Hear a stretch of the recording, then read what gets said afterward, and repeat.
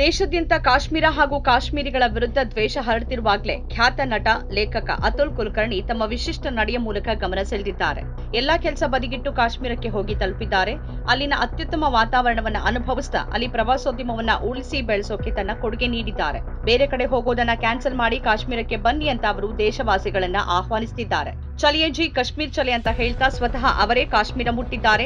ಅವರು ಪ್ರಸಿದ್ಧ ನಟ, ನಿರ್ಮಾಪಕ, ಬರಹಗಾರ ಅತುಲ್ ಕುಲಕರ್ಣಿ. ಇದು ಹಿಂದೂಸ್ತಾನದ ಆಸ್ತಿ, ಇಲ್ಲಿ ಭಯಕ್ಕಿಂತ ಧೈರ್ಯ ದೊಡ್ಡದು. ಇದು ಹಿಂದೂಸ್ತಾನದ ಆಸ್ತಿ, ಇಲ್ಲಿ ದ್ವೇಷವನ್ನ ಪ್ರೀತಿ ಸೋಲ್ಸಿದೆ. ಬನ್ನಿ ಕಾಶ್ಮೀರಕ್ಕೆ ಹೋಗೋಣ, ಸಿಂಧು ಝೀಲಂ ತೀರಕ್ಕೆ ಹೋಗೋಣ ಅಂತ ಅವರು ಟ್ವಿಟರ್ ನಲ್ಲಿ ಬರೆದ್ರು. ಮಾತ್ರವಲ್ಲ, ತಾವೇ ಸ್ವತಃ ಕಾಶ್ಮೀರದ ನೆಲಕ್ಕೆ ಹೋಗಿ ನಿಂತರು. ಮುಂಬೈನಿಂದ ಶ್ರೀನಗರಕ್ಕೆ ಕೊಂಡ ಟಿಕೆಟ್ನ ಫೋಟೋದಿಂದ ಹಿಡಿದು ಮುಂಬೈ ಕಾಶ್ಮೀರ ವಿಮಾನದ ಎಲ್ಲ ಸೀಟುಗಳು ಖಾಲಿ ಇರುವ ಫೋಟೋವರೆಗೆ ಹಲವಾರು ಚಿತ್ರಗಳನ್ನು ಅವರು ಟ್ವೀಟ್ ಮಾಡಿದ್ದಾರೆ. ಒಮ್ಮೆ ತುಂಬಿದ್ದ ಮತ್ತೀಗ ಖಾಲಿ ಇರುವ ಈ ಸೀಟುಗಳನ್ನ ಮತ್ತೆ ತುಂಬಿಸಬೇಕಾಗಿದೆ ಅಂತ ಅವರು ಬರೆದಿದ್ದಾರೆ. ನಂತರ ಅವರು ಕಾಶ್ಮೀರದಲ್ಲಿ ತಾವಿರುವ ಚಿತ್ರವನ್ನ ಪೋಸ್ಟ್ ಮಾಡಿದ್ದಾರೆ. ಕೈಯಲ್ಲಿ ಬ್ಯಾಟ್ ಹಿಡಿದು ಕಾಶ್ಮೀರಿಯೊಬ್ಬರೊಂದಿಗೆ ಮಾತನಾಡ್ತಿರುವ ಫೋಟೋ ಇದೆ.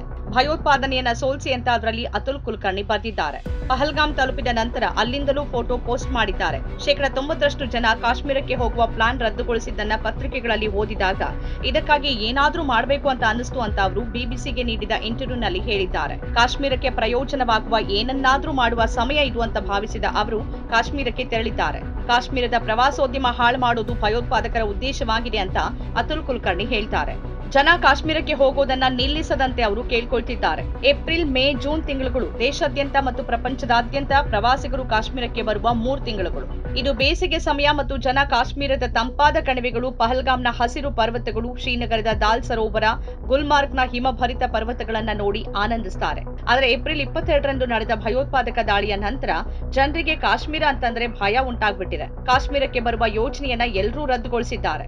ಭಯೋತ್ಪಾದಕರು ಬಯಸಿದ್ದು ಇದನ್ನೇ ಮತ್ತು ನಾವು ಭಯೋತ್ಪಾದಕರು ಅಂದುಕೊಂಡಿದ್ದ ಆಗದಂತೆ ತಡಿಬೇಕು, ಅವರನ್ನ ಸೋಲಿಸಬೇಕು, ನಾವು ಭಯೋತ್ಪಾದನೆಯನ್ನ ಸೋಲಿಸಬೇಕು ಅಂತ ಬಿಬಿಸಿಗೆ ನೀಡಿದ ಸಂದರ್ಶನದಲ್ಲಿ ಅತುಲ್ ಕುಲಕರ್ಣಿ ಒತ್ತಾಯಿಸುತ್ತಾರೆ. देखिए, जो 22 तारीख को हादसा हुआ वो बहुत ही ज़्यादा दुखद घटना है. ऐसे नहीं होना चाहिए था. हम पूरा देश बहुत ज़्यादा दुखी है. और जब ये हुआ, जब मैंने ये पढ़ा इसके बारे में, तब से मैं सोच रहा था कि हम हमेशा ऐसी चीज़ें जब हो जाती हैं तो हम क्या करते हैं. तो हम ये करते हैं कि हम सोशल मीडिया पे कुछ लिख देते हैं, हम कुछ दोस्तों से बातें करते हैं, कुछ व्हाट्सएप भेज देते हैं यहाँ वहाँ. तो मैंने सोचा कि मैं क्या कर सकता हूँ, कुछ रियल एक्शन जिसे कहते हैं, जो कि एक कृति अगर मैं कुछ कर सकता हूँ, एक लाइव एक्शन, तो अगर मैं क्या कुछ कर सकता हूँ.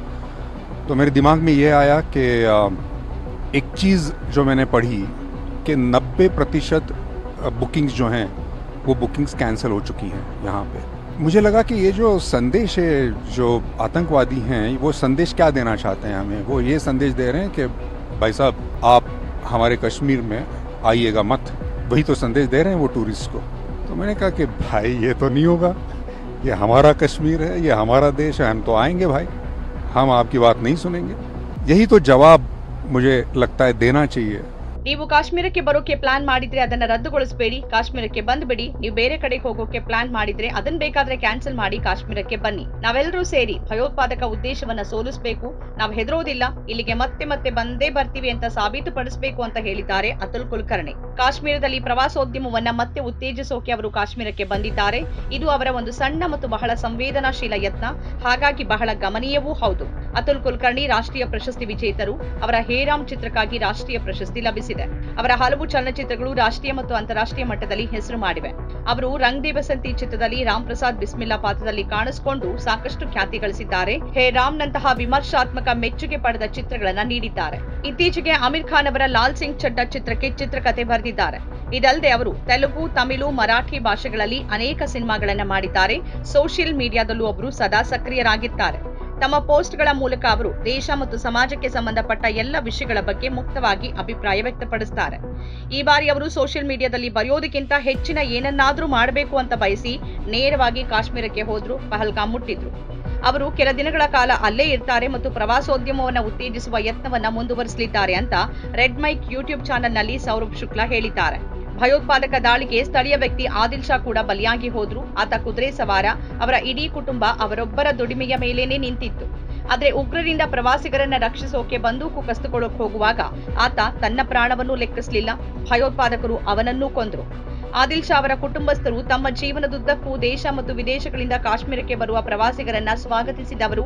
ಆದಿಲ್ ಶಾ ತಂದೆ ಕೂಡ ಕುದುರೆ ಸವಾರಿ ಮಾಡ್ತಿದ್ರು. ಕಾಶ್ಮೀರದ ಹೋಟೆಲ್ ಮಾಲೀಕರು, ಅಲ್ಲಿನ ಕುದುರೆ ಸವಾರರು ದಾಳಿ ನಂತರ ಪ್ರವಾಸಿಗರ ಜೀವಗಳನ್ನ ಉಳಿಸೋಕೆ ಸತತ ಶ್ರಮಿಸಿದ್ರು. ಅವರನ್ನ ಅಲ್ಲಿಂದ ಕೆಳಕ್ಕೆ ಕರೆದು ತರಬೇಕಿತ್ತು. ಕೆಲವರನ್ನ ತಮ್ಮ ಹೆಗಲ ಮೇಲೆ ಹೊತ್ಕೊಂಡು ಬಂದ್ರು. ಚಿಕ್ಕ ಮಕ್ಕಳನ್ನ ಉಳಿಸಿದ್ರು ಅನ್ನೋದರ ಕುರಿತು ವರದಿಗಳನ್ನ ನೋಡಿದೀವಿ. ಆದ್ರೆ ವಿಪರ್ಯಾಸ ಅಂದ್ರೆ ಅಂತಹ ಕಾಶ್ಮೀರಗಳ ವಿರುದ್ಧವೇ ಅಭಿಯಾನ ನಡೀತಿದೆ, ಅಪಪ್ರಚಾರ ನಡೀತಿದೆ. ಅತುಲ್ ಕುಲಕರ್ಣಿಯಂತಹ ಜನ ಅಂತಹ ಪೂರ್ವಾಗ್ರಹ ಪೀಡಿತ ಅಭಿಯಾನವನ್ನ ಸೋಲಿಸೋಕೆ ಪ್ರಯತ್ನಿಸುತ್ತಿದ್ದಾರೆ. ದೇಶಾದ್ಯಂತ ಕಾಶ್ಮೀರಿ ವಿದ್ಯಾರ್ಥಿಗಳನ್ನ ಥಳಿಸಲಾಗ್ತಿದೆ ಅನ್ನೋ ವರದಿಗಳು ಬರ್ತಿವೆ. ಸಾಮಾನ್ಯ ಭಾರತೀಯ ಮುಸ್ಲಿಮರ ಮೇಲೆ ಅನುಮಾನ ವ್ಯಕ್ತಪಡಿಸಲಾಗ್ತಿದೆ, ದ್ವೇಷ ಹರಡಲಾಗ್ತಿದೆ. ಇವು ನಿಜಕ್ಕೂ ನೋವು ತರುವ ಸಂಗತಿಗಳು. ಸರ್ಕಾರ ಇದೆಲ್ಲದರ ಬಗ್ಗೆ ಮೌನವಾಗಿರುವಾಗಲೂ ಕಾಶ್ಮೀರಿಗಳ ಜೊತೆ ನಿಲ್ಲುವ ಮುಸ್ಲಿಂ ಸಮುದಾಯದ ಪರ ದನಿ ಎತ್ತುವ ಯತ್ನಗಳು ನಡೆದೇ ಇವೆ. ಹಿಂದೂಗಳು ಮತ್ತು ಮುಸ್ಲಿಮರ ಐಕ್ಯತೆಯನ್ನ ಮುರಿಯುವ ಭಯೋತ್ಪಾದಕರ ಉದ್ದೇಶ ಈಡೇರದಂತಾಗಲು ನಾವೆಲ್ಲರೂ ಒಗ್ಗಟ್ಟಿನಿಂದ ಇರಬೇಕಾಗಿದೆ. ಕಾಶ್ಮೀರದಲ್ಲಿ ದಾಳಿ ಖಂಡಿಸಿ ಎಲ್ಲ ಕಾಶ್ಮೀರಿ ರಾಜಕೀಯ ಪಕ್ಷಗಳು ಬಂದ್ನಲ್ಲಿ ಭಾಗವಹಿಸಿದ್ದು ದೊಡ್ಡ ಸಂಗತಿಯಾಗಿತ್ತು. ಕೆಲ ಪ್ರತ್ಯೇಕತಾವಾದಿ ನಾಯಕರು ಪ್ರವಾಸಿಗರ ಮೇಲಿನ ದಾಳಿ ಅತ್ಯಂತ ಹೇಯ ಅಂತ ಖಂಡಿಸಿದ್ರು. ಮಡಿದವರಿಗಾಗಿ ಮಸೀದಿಗಳಿಂದ ಪ್ರಾರ್ಥನೆ ಸಲ್ಲಿಸಲಾಯಿತು ಮತ್ತು ಭಯೋತ್ಪಾದಕ ದಾಳಿಯನ್ನ ಖಂಡಿಸಲಾಯಿತು. ಇಡೀ ಕಾಶ್ಮೀರ ಒಗ್ಗಟ್ಟಾಗಿದ್ದು ಕಾಶ್ಮೀರದ ಮೇಲಿನ ಭಯೋತ್ಪಾದಕ ದಾಳಿಯನ್ನ ವಿಫಲಗೊಳಿಸಬೇಕಾಗಿದೆ. ಈ ಭಯೋತ್ಪಾದಕ ದಾಳಿ ಕಾಶ್ಮೀರಿಗಳ ಕಣ್ಣಲ್ಲಿ ನೀರು ತರಿಸಿದೆ. ಸ್ವತಃ ಅವರೇ ತಲೆ ತಗ್ಗಿಸ್ತಿದ್ದಾರೆ. ಹಾಗಾಗಿನೇ ಪ್ರವಾಸಿಗರು ಬರ್ಲಿ, ಅವರು ಹಣ ಪಾವತಿ ಮಾಡೋದು ಬೇಡ ಅಂತ ಅಲ್ಲಿನ ಹೋಟೆಲ್ ಮಾಲೀಕರುಗಳು ಹೇಳ್ತಿದ್ದಾರೆ. ಭಯೋತ್ಪಾದಕ ದಾಳಿಗೆ ಕಾಶ್ಮೀರವನ್ನ ಶಿಕ್ಷಿಸಬಾರದು ಅನ್ನೋದು ಅವರ ಆಶಯ. ಕಾಶ್ಮೀರ ಭಾರತದ ಕಿರೀಟ. ಅದರ ವಿಷಯದಲ್ಲಿ ಎಲ್ಲರೂ ಒಗ್ಗೂಡಿ ಇರಬೇಕು. ಮುಸ್ಲಿಮರಾಗ್ಲಿ, ಹಿಂದೂಗಳಾಗಿರ್ಲಿ, ಸಿಖ್ಖರಾಗಿರ್ಲಿ ಅಥವಾ ಕ್ರಿಶ್ಚಿಯನರಾಗ್ಲಿ ಎಲ್ಲರೂ ಕಾಶ್ಮೀರಕ್ಕೆ ಬಂದು ಈ ಕಿರೀಟವನ್ನ ಹಾಗೆ ಉಳಿಸ್ಕೊಳ್ಳೋಕೆ ಬೆಂಬಲಿಸಬೇಕು ಅಂತಾನೆ ಅವರೆಲ್ಲರೂ ಬಯಸ್ತಾರೆ. ನಮ್ಮ ಕಾರ್ಯಕ್ರಮಗಳನ್ನ ನೀವು ನೋಡ್ತಾ ಇದ್ರೆ ನಮ್ಮ ಚಾನೆಲ್ ಅನ್ನ ಸಬ್ಸ್ಕ್ರೈಬ್ ಮಾಡಿ, ಪಕ್ಕದ ಬೆಲ್ ಐಕಾನ್ ಒತ್ತಿ ನಮ್ಮನ್ನ ಬೆಂಬಲಿಸಿ. ಹಾಗೆ ನಮ್ಮ ಕಾರ್ಯಕ್ರಮಗಳನ್ನ ಲೈಕ್ ಮಾಡಿ, ಕಮೆಂಟ್ ಮಾಡಿ, ಅದನ್ನ ಬೇರೆಯವರಿಗೂ ವಾಟ್ಸ್ಆಪ್ ಮೂಲಕ ಶೇರ್ ಮಾಡಿ. ನೀವು ಹೀಗೆ ಮಾಡಿದಾಗ ನಮ್ಮ ಚಾನೆಲ್ ಇನ್ನಷ್ಟು ಮತ್ತಷ್ಟು ಜನರಿಗೆ ತಲುಪಲು ನೀವು ನಮ್ಮೊಂದಿಗೆ ಸಹಕರಿಸಿದ ಹಾಗಾಗುತ್ತೆ. ಇದು ನೀವು ಯಾವುದೇ ಖರ್ಚಿಲ್ಲದೆ ಕೆಲವೇ ಸೆಕೆಂಡುಗಳಲ್ಲಿ ನೀಡಬಹುದಾದ ಸಹಕಾರ. ಧನ್ಯವಾದಗಳು.